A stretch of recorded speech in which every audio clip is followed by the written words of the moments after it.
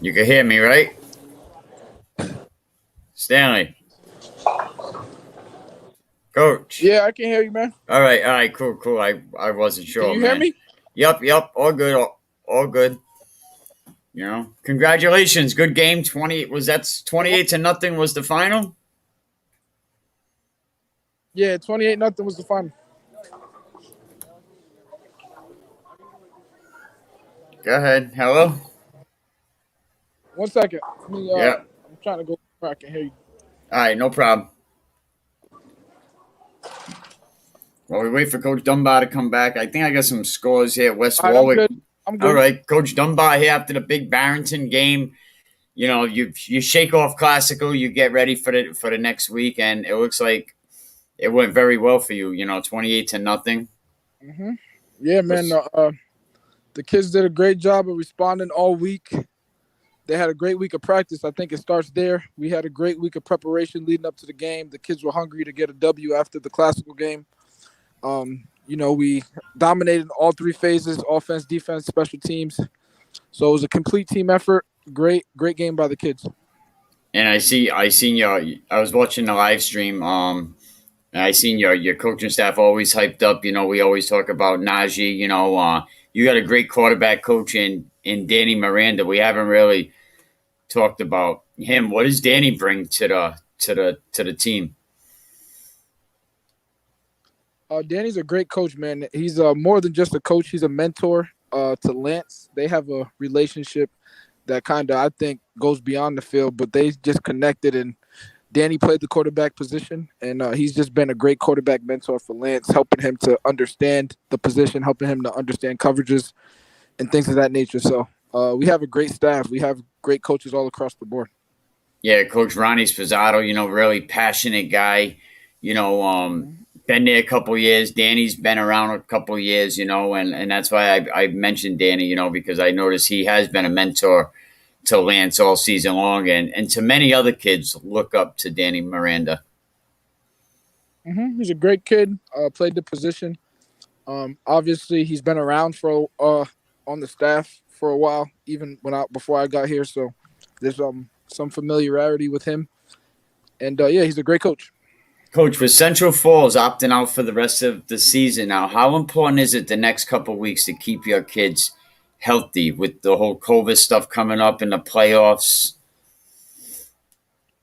I mean, all you can do is follow the guidelines. I'm not sure how else you can keep them healthy besides wearing masks when you're indoors.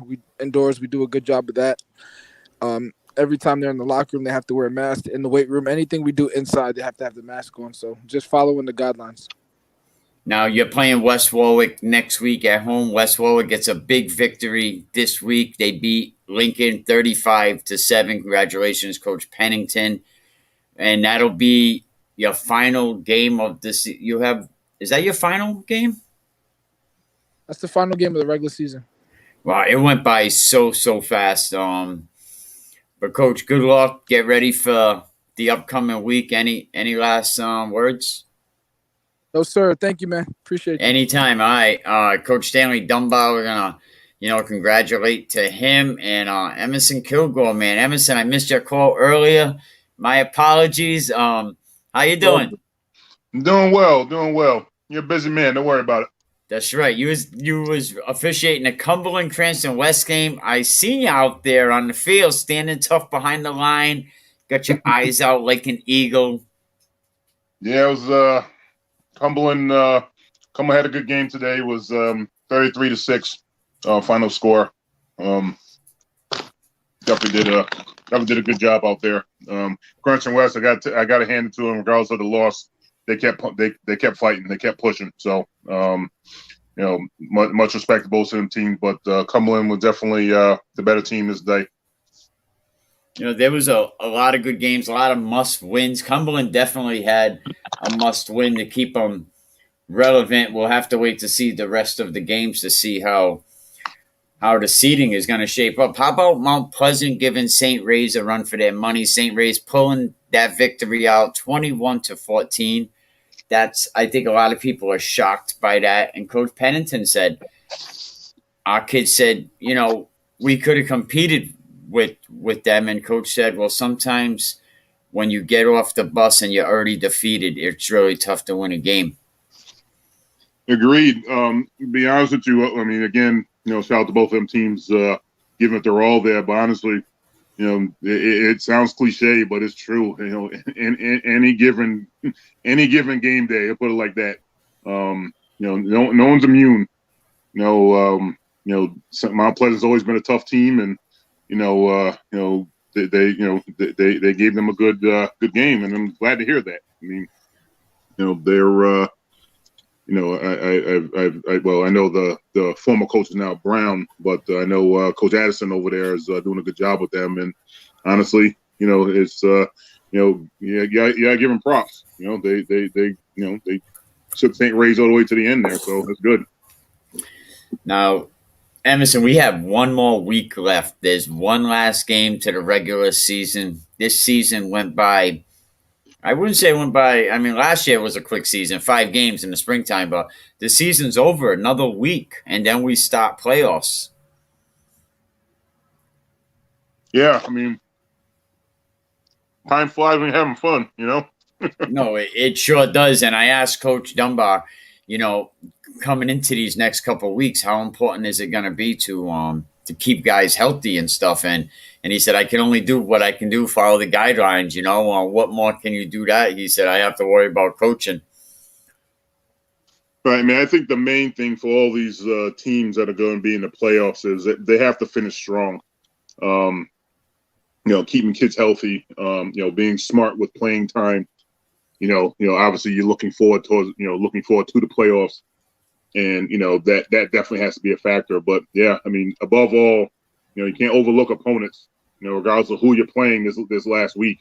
That's when people get upset, and it's happened, as most folks know, over the years when people overlook a team and all of a sudden, that team you overlooked is all of a sudden up by 7 with you got a minute to go, and you're trying to go down the field. So I'm not saying any of the coaches are doing that, but that has to be the mentality from this point forward is, not overlooking opponents, keeping guys healthy and really making that final push until you get to the playoffs. And then, it's win or go home.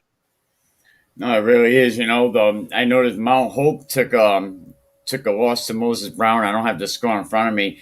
And that hurts Moses Brown right now. And it hurts Mount Hope, and it might put Moses Brown in the driver's seat for a playoff spot.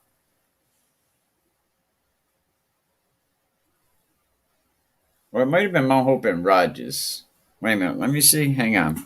No, it was Mount Hope, Moses Brown over Mount Hope. I don't have the actual score in front of me, but I know Moses Brown won. A lot of teams might get knocked out of the playoffs. PCD won today. Big game. Some good games tomorrow. Pilgrim.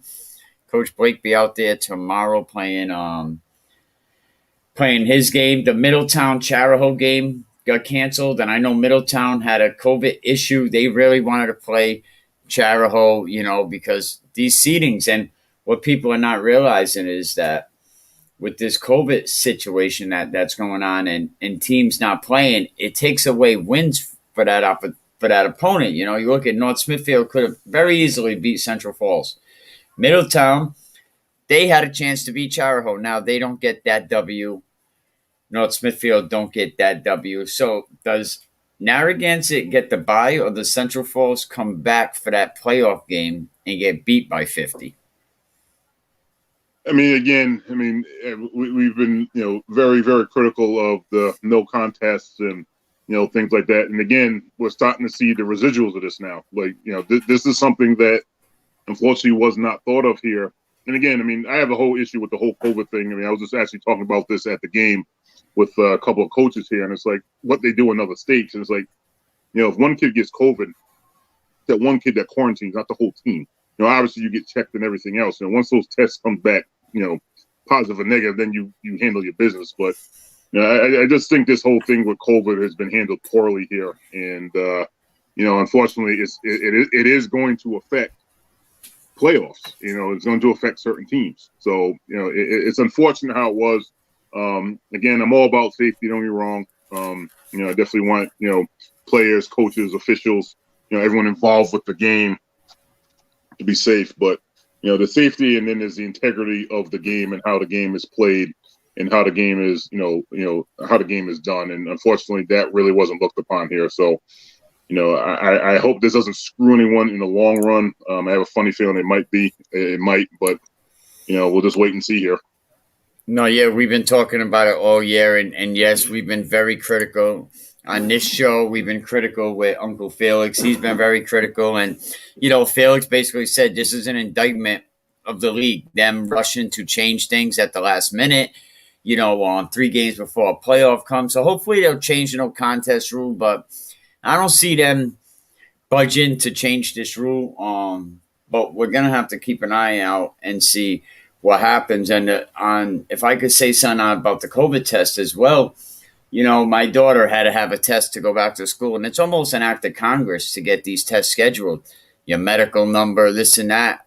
So it's not easy to just bring these kids. It's not like you can say, okay, we're going to go and get a test. No, you got to call up. You got to do all these things, jump through all these hoops just to get an appointment. So your hands are tied. Right. Again, obviously safety first, but, it does take a toll, but again, I really hope they can, they can look at this and okay, we messed this up here. Let's make this up.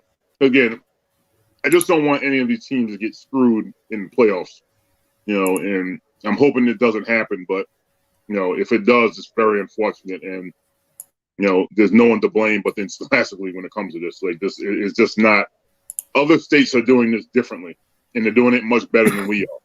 And to be honest with you, you get a little tired of – Rhode Island always being that state that's, last to do something or last in the rankings or stuff like this. Like this was something that could have been controlled by the people who could have controlled it. And unfortunately, they didn't do a good job.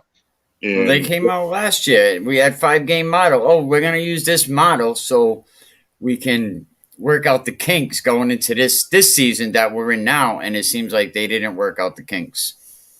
Right. And not only that, I mean, to be completely honest with you, we should have had a fall season last year. Our numbers were some of the lowest in the country.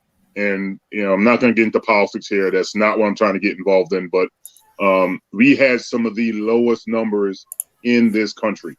And there were states that had much higher that played. And just to touch upon that just a little bit, it doesn't matter if it was a Democratic or Republican governor. In the situation, because there were definitely some Democratic governors that gave football the green light. So, and their numbers were definitely a little bit higher than ours. So, I don't know what happened there. I think that was a gross miscarriage of justice when it came to working with these kids and getting them ready. Yes, I know. Yes, we had the spring season, and teams only played 2 games and 3 games and this and that. That wasn't okay. And then for this to happen this season after what happened during the spring, it really, we need to reexamine, who we're calling leaders and what they're doing. It's just not happening. There needs to be, a reckoning going on here with this. And again, I hope they make the right decisions. They can still make this right if they do the playoffs the right way. The teams that I feel, or others feel that should be in, they should open up the playoff brackets here and let, other teams in and stuff like that. And just let these kids play. That's what needs to happen right now. So, but who knows what's going to happen? I'm hoping and praying for the best here, but I can only go by, examples that have been given to us over the past, year or so here. And it's just not looking good right now. All right, some scores before you go that I do have. Wesley over Barrington, 28-0. West Warwick and Lincoln. West Warwick beats Lincoln. Homecoming West Warwick is a very good game, 35-7. Their quarterback had a tight back. He still went out there and showed up. West Warwick definitely has some good players, and I think in the next 2 or 3 seasons, I'm not saying it's going to take 3 seasons, you're going to see West Warwick be a serious contender in Division II, Emerson. Absolutely. I mean, Coach Pennington at the helm. I mean, that's what you expect from a guy like him. You know what he did in North Smithfield, and again, not to, obviously that is in the past, but honestly, he's a great coach. He's a great guy, great Christian man and a great coach. And honestly, he's the right guy for that job. I mean, and I've honestly talked about this with other people. Everyone remembers, and especially in my day, that West Warwick was always a football power in the state. I do believe with Coach Pennington, at the head coach, that those days will be coming back. Obviously, he has work to do, and he's the right man to do it. But I can see that in the next, couple of years, him really getting that job done. They've been there for decades. Coach Pennington actually says one of the questions at the job interview, he said, this was the hardest question that I've had for a head coach interview. And he said, Mr. Green said, what was the score of the last Coventry-West Warwick Thanksgiving Day game? And because that rivalry is big, and they've been going back and forth. And Coach Pennington actually got it right. I don't know what the answer was, but what a crazy question, though. But I think, and that goes to tell you of the legacy they have over there at West Warwick High School. They have legends that went through that program. Coach Maz, the Owls family, so many great people, and West Warwick was a powerhouse for decades. Yeah, I mean, they were. I know they had won. In my time, I believe they won the Super Bowl twice, and then was in the Super Bowl. They had lost one year. I believe they lost to Warwick Vets my junior year, I believe, and then I don't really know what happened in my senior year, but they've always been in, and as back in the day when it was just one place two, there was no playoffs back then, so they always one of the better teams. And like I said, before, I really think that Coach Pennington's going to be that guy that brings them back to that. Yeah, Mount Pleasant actually has the pre-Super Bowl era. I think Mount Pleasant holds the record for the most state championships. Since you brought up, going way back, and then they changed it to Super Bowls, and I think now Keith Croft holds that record. But West Warwick and I think Burrillville has the most championships in state history.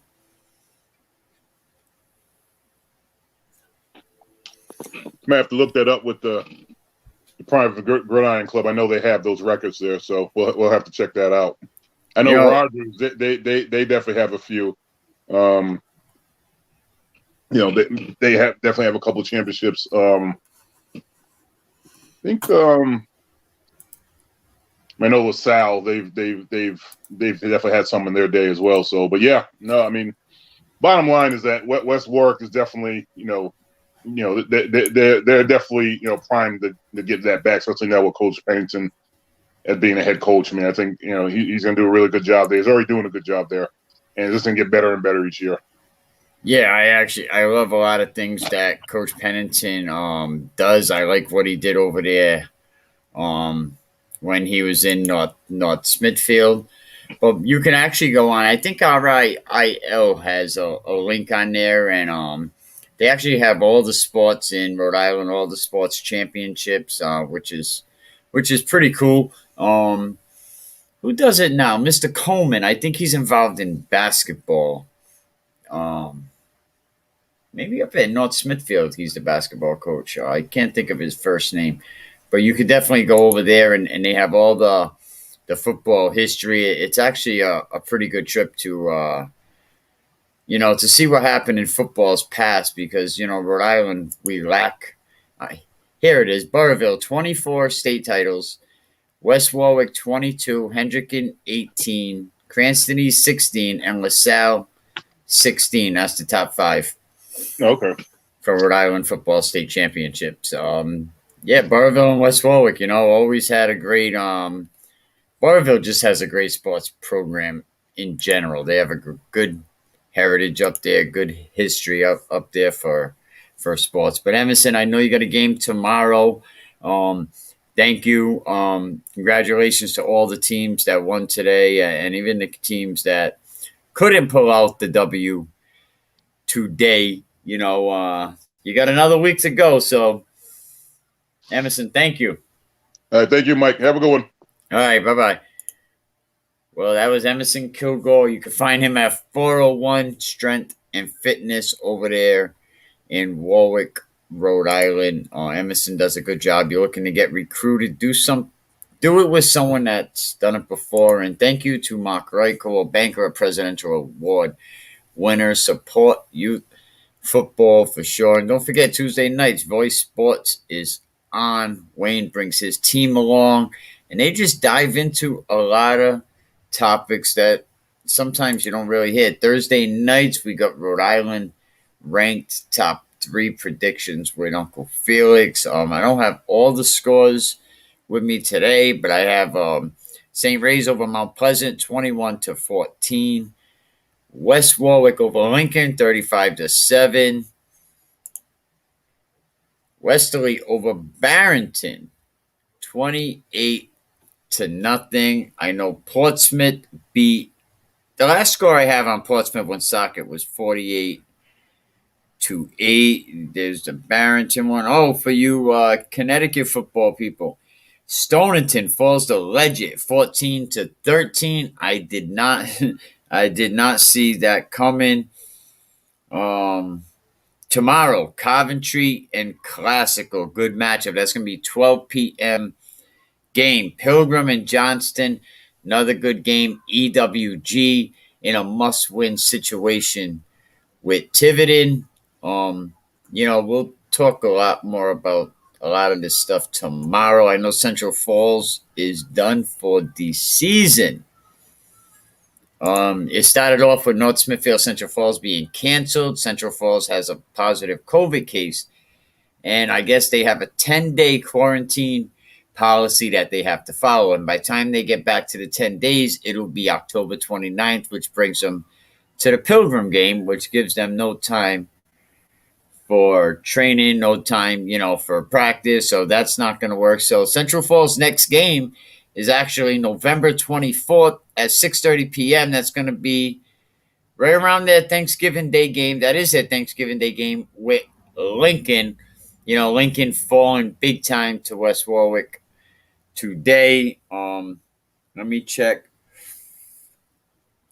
I got some other scores. Let me see.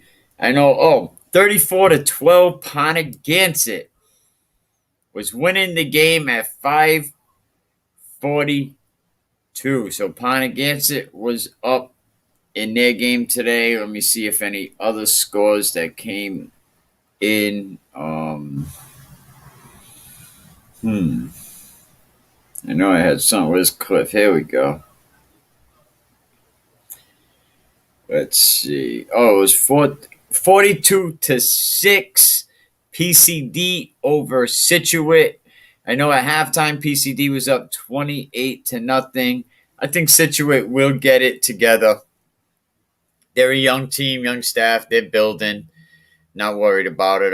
Portsmouth ended up beating Woonsocket. Westerly beats Barrington 28-0. Pontiac ends up beating number 3 Davies.